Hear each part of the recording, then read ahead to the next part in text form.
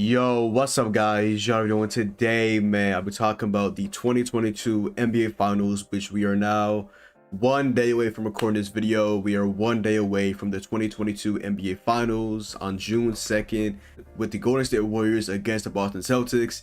It's gonna be an absolute dogfight and an absolutely, hopefully, an amazing series. But other than that, let's get straight into my preview. Like I said, as we know, the finals are going to be between the Golden State Warriors, the #3 ranked in Western Conference, and the #2 ranked Boston Celtics. We have two teams that one Boston really excels, firstly locks in on defense, and Golden State obviously probably has the best offense in all of basketball. They have Stephen Curry, they have Klay Thompson, they have six-man Jordan Poole, they have defenders in Wiggins and Draymond. They have a good backup point guard who's one of the best defenders in basketball, Gary Payton II, that might play tomorrow's game. Then there's Boston with the grit. They still have their core, by the way. I didn't mention. Golden State obviously still has their core during their dynasty. Now they have their continued dynasty with obviously Klay Thompson, Draymond Green, and Stephen Curry. Their big three will always be their big three. They've added on rookies and Jonathan Kuminga and Moses Moody. They've gotten role players like Otto Porter Jr., role players like Kevon Looney, who had a really good series against the Mavericks, and he was really going off. And then, like I said, there's the Boston Celtics, who obviously have their superstar Jason Tatum, their second star being Jaylen Brown, and I guess their third guy in the team, I kind of feel like it is Marcus Smart. Marcus Smart, like him or not, he is one of the best defenders in basketball.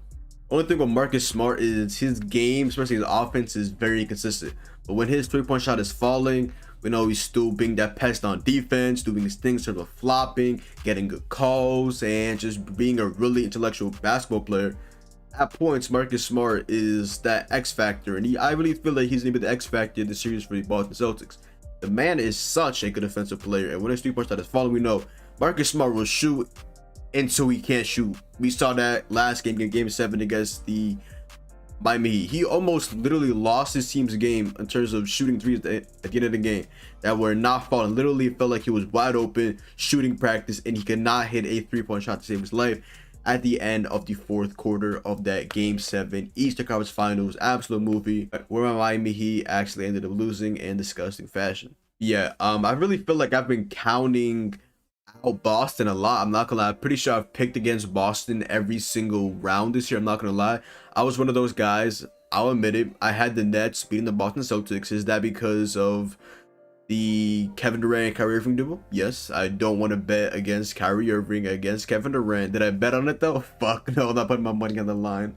And the Brooklyn Nets, who had title aspirations, they traded away James Harden at the deadline for Ben Simmons, who didn't even get a single minute of basketball action on an NBA court this year, which was kind of shocking, honestly. I'm not gonna lie. Even though I didn't expect too much out of Ben Simmons, I expected him to at least play and at least try to be a shade of what he was in the past with the Sixers when he's a multiple-time All-Star, I believe. So I was kind of unfortunate, but not gonna lie, I was one of the guys that did bet against the Celtics in round 1 against the Nets, and obviously they swept them. Even though game 1, they did like a 2-minute report. Apparently Tatum traveled when he did that spin move, the game winner. Apparently he traveled, so that would have been 1-0 Brooklyn going back to TD Garden. Would have changed the whole momentum of the series. I think Boston probably still would have won that series. Honestly, yeah, but game 1 momentum is like no other.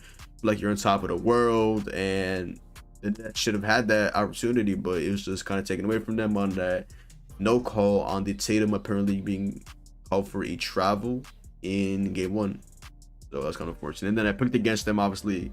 Boston, I expected them to lose against the Bucks in the second round of the NBA playoffs. I just really did not want to bet against the NBA champions. I feel like the Bucks honestly were going to go all the way to the finals, even not picking my Miami Heat over them. I thought the Bucks were the best team in the Eastern Conference, and the Bucks lost in 7 games without their second option, Chris Middleton. I think the Bucks win with Chris Middleton playing. I would say yes, but I could still see this still probably being a 6 to 7 game series, even with Chris Middleton going ahead and playing. And then obviously I picked against him. It kind of was like a fan pick, but I still have confidence in my team by me winning against them last series, and they won in 7 games in like I said, disgusting fashion. So that's about it. So yeah, I've been counting out Boston all pretty much playoffs. Not that I feel like they're a bad team, I just feel like they really faced a harder path to the playoffs, and especially harder path to the finals now than the Golden State Warriors. Even though the Golden State Warriors did go through a decent amount of competition, the Nuggets, obviously they won 5 games. They had Jokic, the Nuggets had, and that was pretty much it. The Nuggets obviously had no Michael Porter Jr., they had no Jamal Murray, so it kind of just wasn't really an amazing series at all. And the Nuggets almost got swept, but they had a good, pretty much performance from their role players, especially in terms of like Will Bard and Aaron Gordon and Monte Morris, I believe, all had pretty decent games that game 4, and then game 5 in Golden State, yeah, you know that shit was done. And then they went on the second round to face the Memphis Grizzlies, honestly, in my opinion, but one of my favorite teams to watch in the NBA. Just the grit, the young players, the Ja Morant superstardom, the Desmond Bane, the James Jackson Jr. when he's not fouling out, the Tyus Jones backup, who he's gonna get absolutely paid this offseason, by the way. Tyus Jones is gonna get his absolute bag. Can't wait to make a couple videos on where I think free agent are gonna sign in this coming offseason, so that's gonna be amazing to see. But yeah, back to the preview. In terms of Boston versus Golden State, this is going to be, like I said, the best competition that each team has faced. I think Golden State has not played as good of a defense as Boston has. Obviously, Boston probably is the best defense in basketball. Golden State's only played against a really good defense in terms of the Grizzlies, especially in terms of James Jackson Jr. and Desmond Bane and everybody else on the Memphis Grizzlies, and Dillon Brooks as well. Like him or hate him, Dillon Brooks is a really good defender, even though he absolutely drunk at points, trying to create his own shot and just not really knowing to tone down his green light. So that's about it though. But yeah, I've really been on Golden State heavy. I'm not gonna lie, I was one of those guys. Again, I can admit this, I probably had the Suns beating the Golden State Warriors just because I feel like the Suns were high and away the best team in basketball, and then the Mavericks just came out of nowhere and beat them in 7 games and blew them out by like 30+ points on their home court. So that was kind of unfortunate for the Suns, but hey, I counted on Golden State to beat Denver, counted on Golden State to beat Grizzlies, I believe, in 7 games. They won in 6. Probably wouldn't be in 7 if Ja Morant played. I mean, I don't know. Even though they do kind of play better without Ja Morant, not really, but I guess they play a more complete and cohesive game that's not just some points iso ball with Ja Morant. So kind of a weird conversation to have, honestly, but fuck it.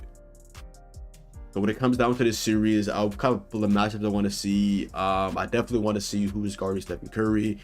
I saw a stat that over the last year or something, Marcus Smart is guarding Stephen Curry, is holding him to like 30% from the field. So when Marcus Smart's out of the game, I definitely do expect them to stick on Derek White. I don't know if we're going to get a lot of Peyton Pritchard, because you know how lethal this Golden State offense is when they say Peyton Pritchard on the court. Gonna go ahead and hound him like double of what Miami did. Miami obviously doesn't have as many great scores as Golden State has. And we know that Golden State has the greatest shooter of all time, Stephen Curry. Jordan Poole is having a really good season and really should have been MIP. He would have been probably 6th man of the year if he didn't start half the season with Klay Thompson obviously being out with, I believe, his torn Achilles, stuff for the last offseason, and before that tearing his ACL, so that's kind of unfortunate. But I just feel like Golden State just has too much offense, but again, I feel like Boston has obviously that edge in terms of defense. Like, man, I also want to see who's going to end up guarding Tatum. Will it be a mixture, a combination of Draymond Green and Andrew Wiggins? Will it be just totally one of those two guys? I want to see when GP2's back. I want to see who GP2 will guard. Will it be Marcus Smart, or will it be him maybe trying to stick on to Jason Tatum or Jaylen Brown? Who would Jaylen Brown guard? Will Jaylen Brown at points pick up on Stephen Curry? Will he at points go ahead and stick on to a Klay Thompson? Maybe at points even at Andrew Wiggins? And does Golden State go small ball, whichever get at the 5? I mean, obviously Rob Will was still dealing with the ailing injury. He really didn't play a full the whole second half of the last game against the Miami Heat, and he was always in and out of the lineup, in and out of the, not rotation obviously because he's a really good player, but in and out of court action because of his ailing meniscus injury that he did like a surgery, like a minor surgery for. It didn't quite, I believe, fully heal, but he's still a menace to be forced with in the paint. So that's it. Just great. Really just can't wait to watch this series, to make a prediction for the series. Obviously it'll be depending on who the match would be, but from my knowledge, me just thinking out loud here, I would say they'll have Smart and Derek White on Curry, primarily. Clay, they probably have Jaylen Brown on Clay. I don't know who will guard Draymond Green. Not that he's obviously in great offensive forcing record with sort of scoring, but he's a really good passer. You always got to look out for him. And at points, especially last series, he was going for a shot, looking for threes, attacking the rim. I don't think you can quite attack the rim on Maxi Kleber and Dwight Powell last series like you can with Rob Will, Grant Will, and Al Horford. But I guess we'll see. But yeah, Golden State just has too much experience. I don't think anybody in the Boston Celtics has any finals experience. Golden State has about like 123 games of finals experience on their roster, and in Boston has 0. I'm not gonna lie, I'm gonna say this is gonna be a 7-game series. So I'm gonna roll with the Golden State. I'm not gonna lie.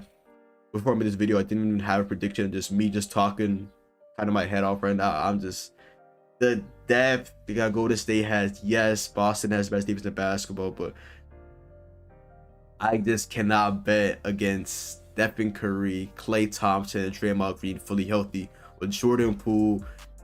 Really good two-way player, Andrew Wiggins, Kevon Looney. We'll see what his production value is. I don't expect him to be as good as he was last series because he's now going up against Rob Will, a DPY candidate. Grant Williams, a really good defender, and Al Horford, honestly, a really good defender as well, and really underrated in my opinion. So yeah, my prediction is Golden State Warriors winning the series in 7 games. They just have way too many great players, but I do expect Boston to put up a really good fight and just lose. That's kind of tough though, because Boston, I mean, they lost game 6 against us at home. I was going to say Boston. Actually, no, I forgot. Boston does have the home court advantage, I believe. I was about to say, actually, no. I read a stat, I think, on Twitter. Golden State has the home court advantage because they have the best record. Even though they have the 3rd best record in the West, they have more wins than Celtics, and they have more, and they were tied for the most wins with the Miami Heat.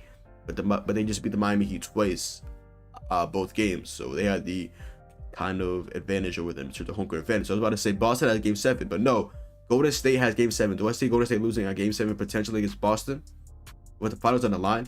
The first finals in the Chase Center, not anymore the Oracle Arena. This is by the way, the first finals and the first playoff appearance for the Golden State Warriors in Chase Center. That place is going to be roaring. They have some insane, just amazing fans, really good environment down there. Chase Center, from what I've seen, obviously visually, to the internet, to the games and all this, or the videos. So I don't see the Boston Celtics beating the Golden State Warriors in 7 games, especially not in Golden State in that roaring Chase Center. The home court advantage, especially when it comes to Warriors, is through the roof. They have some insane fans, and they're gonna come out, and it's gonna be a really good series. I'm gonna see Golden State go ahead and win this in 7 games, and this team is just built to win, and I feel like this is their year. I feel like this is the year that Curry finally gets his finals MVP, and you can get kind of that thing, that weight lifted off the shoulder of him not getting a finals MVP, even though obviously he should have won that one year where Iggy won it for guarding LeBron, where LeBron was still really efficient at average like 30+ points per game. So I don't know how Iggy won that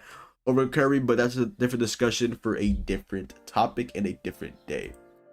Other than that, yo, that is the video. So go down below, drop a like, comment down below, follow me on Twitch, Twitter, and TikTok. Your boy John. Hopefully you guys enjoyed the video. And what are y'all predictions for the 2022 NBA Finals? Like I said, I got Golden State winning at 7. I feel like their offense is way too lead. Boston will make it very, very tough on them, especially Marcus Smart and Rob Will. Jaylen Brown's a really good defender. Tatum will get his. JB will get his. I just feel like I just can't bet against Curry and Clay in the core. Offense is amazing. They can lock in on defense. I just feel like it's just too much offense to handle for Boston. I mean, we'll see what happens, but like I said, Golden State 7 in my opinion. So yeah, like I see y'all, that is the video. Hopefully you guys enjoyed the video, and I'm out, man. Peace.